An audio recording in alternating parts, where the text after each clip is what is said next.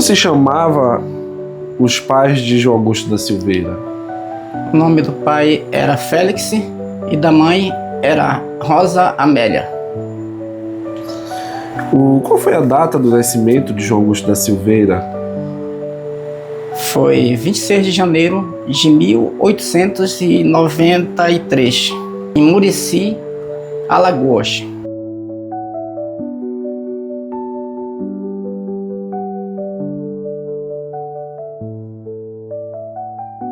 A caminhada de fé do pastor João Augusto da Silveira começou aos 16 anos, na igreja presbiteriana. E em 1906, ele aderiu ao movimento adventista do sétimo dia, onde posteriormente ele ocupou o cargo de ancião.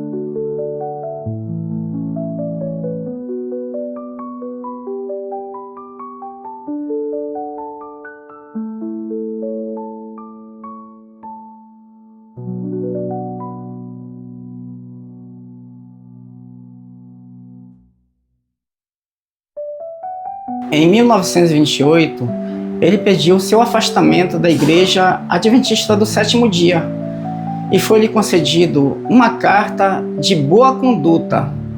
E no dia 24 de janeiro de 1932, ao receber o batismo no Espírito Santo, surgiu a Igreja Adventista da Promessa.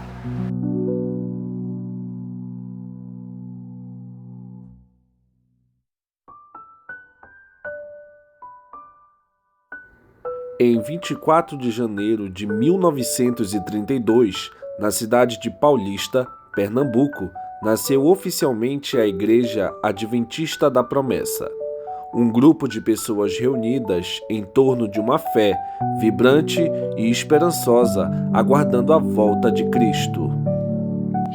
Essa data, 24 de janeiro, para nós promessistas sempre é festa, porque nessa data surgiu, numa pequena cidade do Brasil, a Igreja Adventista da Promessa.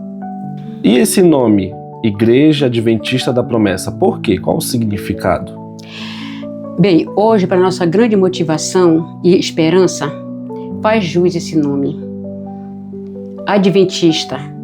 Nós cremos e esperamos o segundo advento, a volta de nosso Senhor e Salvador Jesus Cristo. Da promessa. Nós cremos, buscamos e acreditamos no batismo do Espírito Santo em forma de línguas e os demais dons espirituais que nos acompanham na nossa caminhada.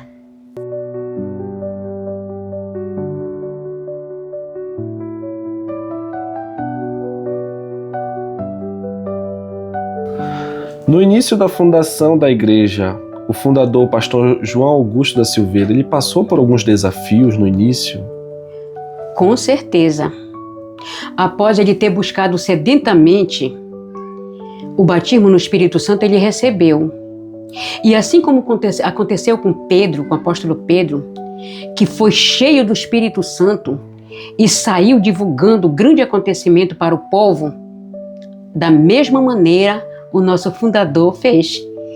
E após ter recebido, ele saiu com coragem e ousadamente propagando o grande acontecimento, o que não foi recebido com alegria entre o povo a qual ele pertencia. Eles se levantaram com incredulidade e falaram uma palavra desanimadora. Esse foi o grande desafio, dizendo: isso é mal de 7 dias. E hoje, 24 de janeiro de 2026, esse mal de 7 dias completa 94 anos.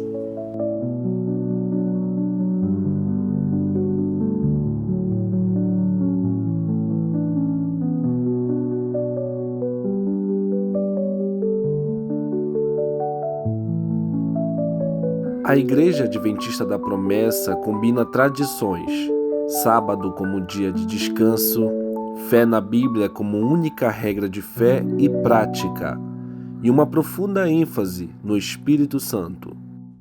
E ele começou a pregar sobre Jesus Cristo, e lá já tinha um grupo que tinha recebido Jesus Cristo, só que ele falou, vocês receberam o Espírito Santo? Ele falou, não, a gente nem ouviu falar que existia. Ou seja, eles creram em Jesus, na mensagem de Cristo, só que eles não receberam o batismo no Espírito Santo nem o mover. Sim. Eles estavam indo só pelo testemunho e pela palavra. Aí ele falou, então eu vou fazer imposição de mão de vocês e vocês vão receber. E aí esses foram cerca de 12, eles receberam e eles começaram a falar em línguas e a profetizar. Na nossa igreja tem mover profético, Deus fala através das pessoas, Deus fala através de nós. Como eu estava te falando, foi assim que eu cheguei na igreja. Eu orei a Deus de joelhos, eu clamei a Deus, eu pedi que Ele me mostrasse uma igreja para me congregar, que fosse séria na palavra, mas também atestasse isso, porque diz na palavra que o Espírito ele atestasse com esse mover que eu estava sentindo. E graças a Deus eu encontrei na Adventista da Promessa, ali onde eu congrego na 7ª Rua, mas também já visitei outros lugares da nossa denominação, e a casa do nosso Pai tem muitas moradas. A palavra de Deus, ela se confirma e ela permanece. Nós, como cristãos, que nós cremos na palavra, essa é a nossa regra de fé, a gente crê que ela se mantém. Então, o que Cristo ordenou que deveria ser feito em memória de mim, como diz na palavra, a gente repete, porque como cristão nós temos que ter a mente de Cristo, nós temos que ter o exemplo e o testemunho de Cristo, nós temos que agir como cristão, como pequenos cristos aqui na terra, como exemplo dele. Então, se Cristo instituiu que em memória de mim nós deveríamos nos reunir, nós deveríamos ser humildes ao ponto de lavar os pés dos outros, que isso é um ato de humildade, de servidão, porque de Cristo falou, aquele que quiser ser o maior, seja o menor. Então, quando a gente tem esse ato, e principalmente tem coisas que não dá só para explicar em palavras, é só vivenciando. As pessoas elas choram, elas se emocionam quando elas participam de uma Santa Ceia pela primeira vez na nossa igreja, ou até quem já participa há muito tempo. Por quê? Porque ali tu tem esse quebrantamento, esse momento de humildade, que isso vem de Cristo, não é algo natural aqui, isso é do amor de Deus. Quando a gente, em gesto de união, de humildade, a gente lava os pés dos outros, a gente se cumprimenta, a gente se abraça também, a gente se perdoa, a gente pede perdão. Como diz a palavra de Deus, o próprio Pai Nosso diz, perdoai vossas ofensas para que sejam perdoados. Então, quando a gente segue, são ordenanças, a gente crê que Cristo estabeleceu que o lava-pé é algo que deveria ser feito em memória dele, e culminando com a Santa Ceia, que é a palavra de Deus, ela não muda. Cristo é o verbo que se fez carne. O disse que Deus falou desde Gênesis, e João ele revela que o verbo é o Logos que se fez carne e habitou entre nós. Então, o que Deus determinou desde o Antigo Testamento, que ele disse que o povo dele deveria seguir esses mandamentos, que era a palavra dele. Começa, não terás outros deuses, não farás imagem de escultura, não dirás o nome santo, o nome do Senhor em vão, e guarde o santo dia do Senhor. Lembra-te, em algumas tradições, porque outras pessoas podem até falar com muito mais embasamento, mas o povo acaba se esquecendo do dia do Senhor. Por isso, lembra-te. E diz na própria palavra que os dias eles seriam mudados. Então, quando Deus ele criou o mundo, ele criou em 6 dias e ele descansou no 7º. Segundo nós cremos, segundo está na palavra em Gênesis, enfim, como cristão, como criacionistas. E o que acontece? Ele descansou no 7º, ele não precisava, mas ele fez isso como exemplo. Então, quando a gente descansa no Senhor, a gente tem as bênçãos do sábado, que só quem vivencia pode entender que o mundo todo está numa correria, e que se ajustou o foco para aparecer o relógio, e é o símbolo da nossa lição que o tempo está se esgotando. Mas a lição desse trimestre da escola bíblica.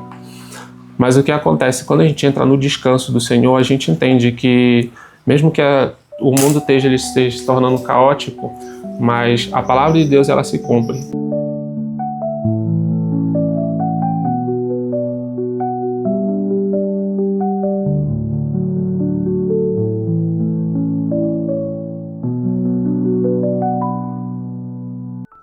Ao longo dos anos, a Igreja Adventista da Promessa cresceu além das fronteiras do Nordeste. Os chamados missionários espalharam sua mensagem por várias regiões brasileiras e por outros países. Em 1932, no início da sua caminhada, surgiu uma palavra muito negativa, que ali era só o mal de 7 dias. Mas a Igreja Adventista da Promessa, cheia do Espírito Santo de Deus, ela caminhou vitoriosamente. Ela começou a desbravar a fronteira. Surgiram vários problemas, sim, surgiram. Mas a nossa igreja, ela passou do Brasil. Ela chegou em outros continentes, como o continente africano. Ela chegou na Europa. Ela chegou na América.